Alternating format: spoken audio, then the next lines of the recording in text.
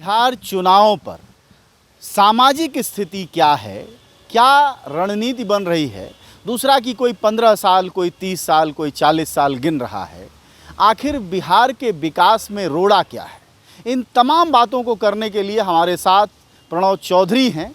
वह वरिष्ठ पत्रकार हैं, लंबे समय से पत्रकारिता करते रहे, इन दिनों फ्रीलांस कर रहे हैं, किताबें लिखी हैं बिहार के समाज पर। आइए हम उनसे बात करते हैं और समझते हैं कि बिहार के विकास में असल पेच क्या है। क्या उसका चुनाव से कोई इतर परिभाषा है या चुनाव में ही उसके विकास की राजनीति निहित है। प्रणव जी, एक बात बताइएगा, 40 सालों से पिछड़ों की सरकार है बिहार में, फिर भी इस बार चुनाव में मुद्दा पिछड़ा और विकास और इस तरह की बातें क्यों रहती हैं? तो बेसिकली वो बैकवर्ड और जो पिछड़ा वर्ग की बात कर रहे हैं उसके तुष्टीकरण की बात हो रही है, उसके सर्वांगीण विकास की बात नहीं कोई नेता कर रहे हैं। आपको वोट लेना है बिकॉज उसकी इक्वेशंस जो हैं वो वोट के परसेंटेज से जुड़े हुए हैं, क्योंकि यहाँ बैकवर्ड का वोट अगर देखिएगा तो मैक्सिमम है, उस ढंग से देखिएगा तो वोट की तुष्टीकरण है। वो लोग भी अपने अपने कास्ट को अलग अलग खेमे में बांट लिए हैं। लेकिन जो भी नेता रहे 40 वर्षों में 15 साल लालू जी का सरकार रहा, 15 साल नीतीश जी का रहा, उसके पहले कर्पूरी ठाकुर और बाकी लोग रहे। 40 साल तो एग्जैक्ट नहीं कहेंगे, लेकिन 30 साल से ज़्यादा रहा सरकार। लेकिन उसमें उनका सर्वांगीण विकास नहीं हो सका, क्योंकि उसमें होना था भूमि का सुधार, वो जो नहीं हुआ। जो एक इक्वालिटी थी और समानताएँ थी वो नहीं हो सकी। ज़मीन के लेवल पर अभी भी वही जो दबंग कास्ट के लोग हैं वही हो रहे। बेसिकली वो सेमी फ्यूडल और सेमी कॉलोनियल जो कंसेप्ट था उस समय कि अर्ध सामंती और अर्ध उपनिवेशवाद, वही चल रहा है आज तक। उसका टेक्नोलॉजी बदल गया है, उसके मायने बदल गए हैं, लेकिन अगर गांव के लेवल पे देखिएगा तो वही चीज़ अभी भी बरकरार है। जिस गांव का 90% बिहार है, लगभग 90%, लगभग 80-70-90%। कुछ लोग अर्बन एरिया में आ गए हैं, कुछ जो गांव थे वो सेमी अर्बन हो गए हैं, क्योंकि वहाँ मोबाइल पहुँच गए हैं, वहाँ बाज़ार चला गया है। जहाँ बाज़ार जाती है वहाँ वो शहरीकरण का माप ले लेता है। खेती किसान कहाँ, यहाँ 6 महीना बाढ़ रहता है, 2 महीना 3 महीना सूखा रहता है, और उसके बाद पलायन है। जो बाढ़ में है वो पलायन है। तो कंप्लीट पलायन को हम रोक नहीं सके, क्योंकि कोई इंडस्ट्री यहाँ नहीं जम सका, एक छोटा इंडस्ट्री भी यहाँ नहीं। चलिए, हमने जहाँ से सर बात शुरू की थी फिर वहाँ ले आते हैं।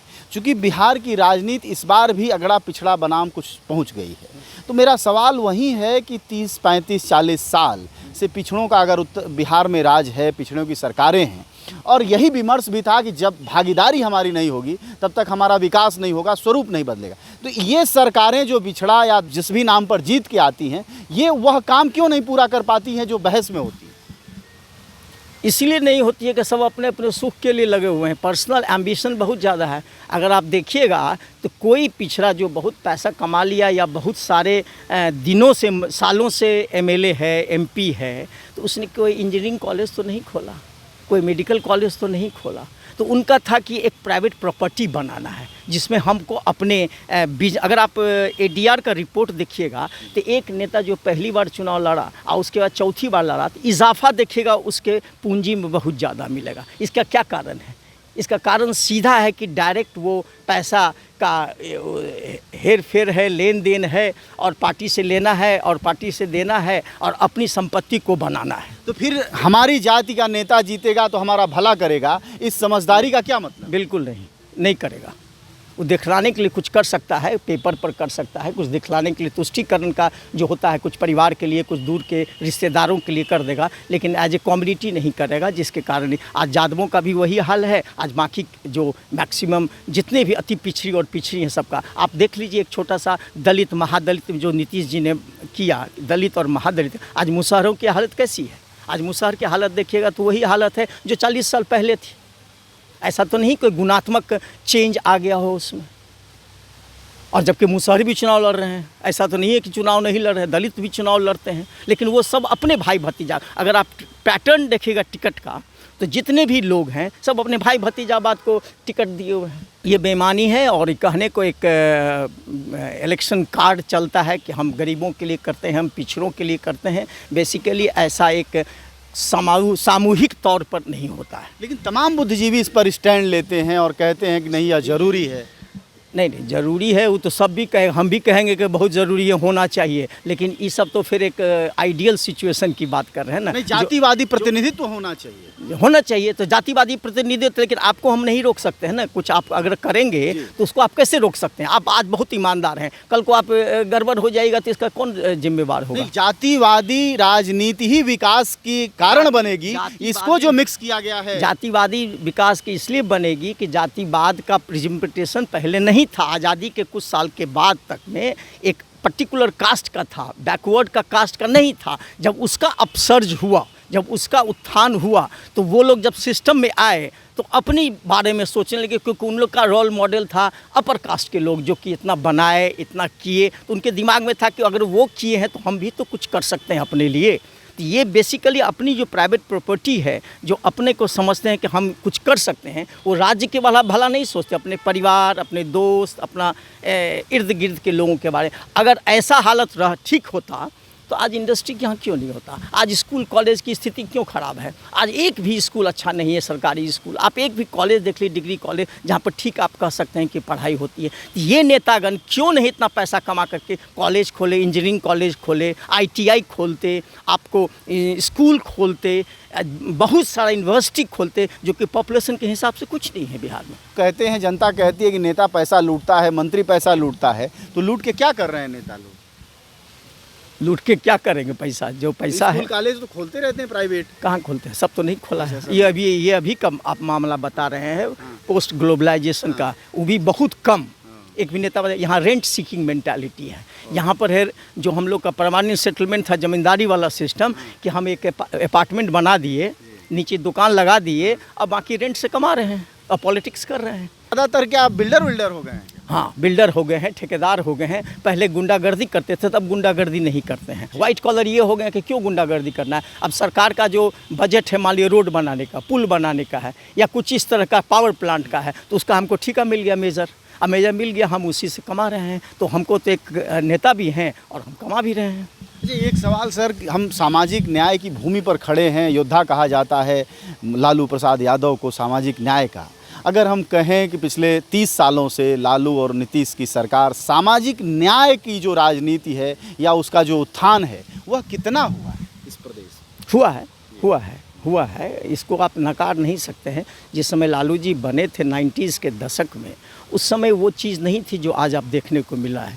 तो उसमें कुछ उन्होंने किया जो उस समय का तकाजा था, जो उस समय होना चाहिए था, वो ज़रूरी था भी उस समय। उसके बहुत अभ्रंश भी हैं, उसमें गुंडागर्दी हुआ, बहुत तरह का चीज़ हुआ। दलित है, अति पिछड़ा समाज है, उसके प्रति एक जागरूकता, एक कम्युनिकेशन लेवल जो है वो बढ़ा लालू जी के आने से, कि भाई हमारा आदमी भी कोई नेता हो सकता है, हमारा आदमी भी कोई मुख्यमंत्री हो सकता है। तो उस ढंग से उनके बीच एक सेंस ऑफ एम्पावरमेंट आया, और एम्पावरमेंट के कारण बहुत सारे चीज़ हुए कि जो कुछ डर ख़त्म हुआ, पुलिसिया डर जो होता था वो ख़त्म हुआ। एक बड़ी कमजोरी है समाज की, जब हम लोग इलाकों में घूमते हैं तो बहुतायत महादलित और दलितों के पास एक कट्ठा तक ज़मीन नहीं है। बहुत सारे लोगों ने दूसरों की ज़मीनों में अपने घर बना रखे हैं। तो ऐसे में इन सरकारों ने कभी ज़मीन के बंटवारे जैसी चीज़ दलितों को देने की कभी शुरुआत क्यों नहीं की? और मांझी जी भी थे और नीतीश जी भी थे, महादलित को 5 डिसमल ज़मीन देने की बात कही है। हर एक महादलित को 5 डिसमल ज़मीन, आप अंदाज नहीं कर सकते हैं, 5 डिसमल ज़मीन बहुत होता है। 1.5 कट्ठा होता है। 1.5 कट्ठा होता है। 1.5 कट्ठा ज़मीन कितने को मिला, ये तो सर्वे का बात है। मिला नहीं, लेकिन वो कागज़ पे है, वो कैबिनेट डिसीजन है। जब 1.5 साल के लिए मांझी जी हुए थे तो 5 किए, फिर नीतीश जी आए तो 3 कर दिए थे, वो इसको 5 कर दिए, लेकिन 5 अभी हो गया है। तो 5 डिसमल ज़मीन कितने महादलित को अलॉट हुआ है, ये तो सर्वे का, और इसमें तो देखने की बात है कि कितने, प्लस उनके सारे स्कॉलरशिप, स्कूल में पढ़ाई की, ये जितने भी आप देखिएगा, जितने भी सोशल वेलफेयर के जो स्कीम्स होते हैं, सब में उनकी भागीदारी है। लेकिन देखिए बेनिफिशरी कितने हैं, ये तो सर्वे का काम है। मेरे हिसाब से हुआ नहीं है उस जंग से जो होना चाहिए, तब तो परिस्थितियां बदल जाती अभी तक। प्लस भूदान का ज़मीन का है, पर्चाधारी कितने हैं, जो पर्चाधारी थे, जिसको पर्चा होल्डर कहते हैं, जिसका ज़मीन है, वो भी सालों से पड़ा हुआ मिल नहीं रहा है किसी को। तो हर जगह पैसा है ना, पैसा के बिना आपका कोई काम नहीं होगा। अगर आप दबंग हैं तो कुछ हो सकता है, अदरवाइज नहीं हो सकता। राजनीति में जातिवाद की बात आती है तो बिहार का नाम ऊपर आता है।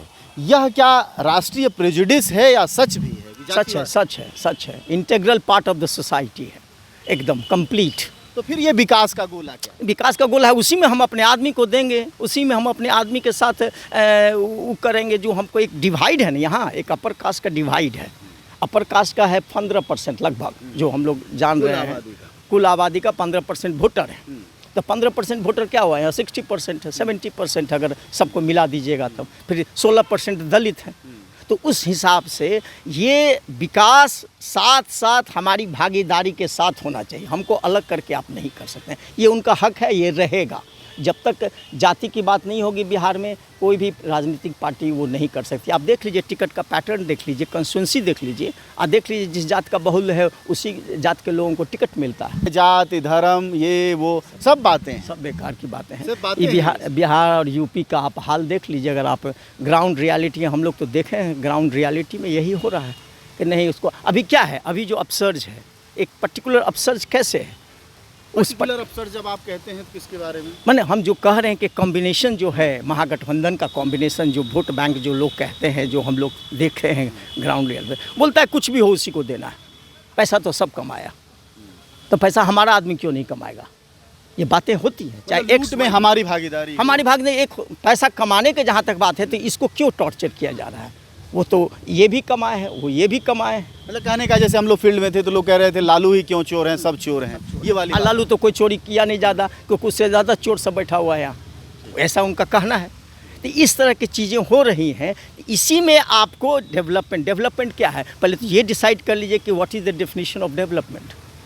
डेवलपमेंट का मतलब है कि हमारी क्रय शक्ति बढ़े, हम में खर्च करने की इतनी ताकत होनी चाहिए जो हम कोई चीज़ खर्च कर सकें। रोड पुलिया बनाना आपका बेसिक चीज़ है। पानी, बिजली, रोड, ये सब कोई भी कल्याणकारी सरकार होगी तो उसको देना है।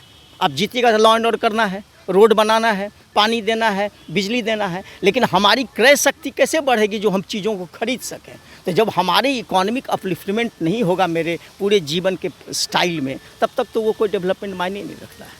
नाली सड़क बनाने से क्या होगा? हालांकि सरकार इसी को रोज रोज विकास कहती है, वो भी एहसान विकास है। जताती है। अब विकास का एक मॉडल है जो विकास नहीं है। वो एक्चुअली क्या है, उनको बुनियादी जरूरतें, उनको होमलेस कर देना है। आप देखिएगा जितना है यहाँ सब बुलडोजर चला है पटना में। आप एक पटना का सर्वे कर लीजिए, रोड को चौड़ीकरण हो या बाज़ार के लिए ये करना हो, तो समूचा जितनी झुग्गी झोपड़ी, there is no concept for the slum dwellers. अभी स्लम ड्वेलर के लिए कोई नीति नहीं है कि उसको कहाँ बसाया जाए। पहले हटा देना, बसाना बाद में है, या नहीं बसाना है। ये जो गरीबों के लिए सरकार काम करती हो, क्या गरीब कहीं और रहते हैं जो इन गरीबों? आप क्या कीजिएगा, ये तो सरकार का सोच है, सरकार के पास अपना डेफिनेशन है। उनके लिए पैसा एलोकेट किया हुआ, वो पैसा कहाँ जाता है नोबडी नोस। और आखिरी सवाल सर, कि बिहार का इस बार का चुनाव क्या किसी मायने में अलग भी है या वैसा ही? ऐसा है कि अब एंटी इनकम्बेंसी है, 15 साल भयानक है, सबसे ज़्यादा है। कारण जो भी रहो, इन्होंने पिछले अगले मैंने शुरुआती 2005-2010 तक 11-12 तक इन्होंने काम किया, जो हम लोग डेवलपमेंट मॉडल कहते हैं। रोड बनाया, पुलिया बनाया, सड़क बनाया, बच्चों को साइकिल दिया, ये शौचालय बनाया, जो भी आप देख कर चुके हैं। यही तो विकास था, वो सब कर चुके हैं। सब कर चुके वो। उसके बाद वो कुछ नहीं किया। उसके क्रय शक्ति बढ़ाने वाली बात अब बची है। क्रय शक्ति नहीं बढ़ेगी ना, जब तक कि आपका मूल मंत्र वहाँ पर नहीं होगा। जब उसको कैपेसिटी नहीं होगा क्रय क्या, तो कहाँ से क्रय करेगा? वो तो लगा हुआ है रोटी और जुटाने में, उसके पास कहाँ है? उसके पास नहीं। आप चले जाइए किसी भी मुसहर के गांव में, चले भी जाइए किसी दलित के गांव में, आपको लगेगा नहीं कि डेवलपमेंट का ए भी वहाँ पर आया है। रिमोट एरिया 70 साल का जो विकास है हमारे भारत का, उसका पहला दूसरा कदम भी नहीं पड़ा। हमको नहीं लगता है। खास करके 6 महीना फ्लड का स्थिति में जाकर देख, अभी भी फ्लड है बहुत जगह है, आप जाकर देख लीजिए। और ये रेकरिंग है। अब हम लोग जीने लगे हैं, समझने लगे हैं फ्लड के साथ कैसे जीना है। हम उसका अल्टरनेटिव नहीं खोज रहे हैं, हम सिर्फ देख रहे हैं कि फ्लड के साथ हम कैसे जी सकते हैं, उसका अल्टरनेटिव खोज रहे हैं। फ्लड जाएगा या नहीं जाएगा कोई नहीं जानता है।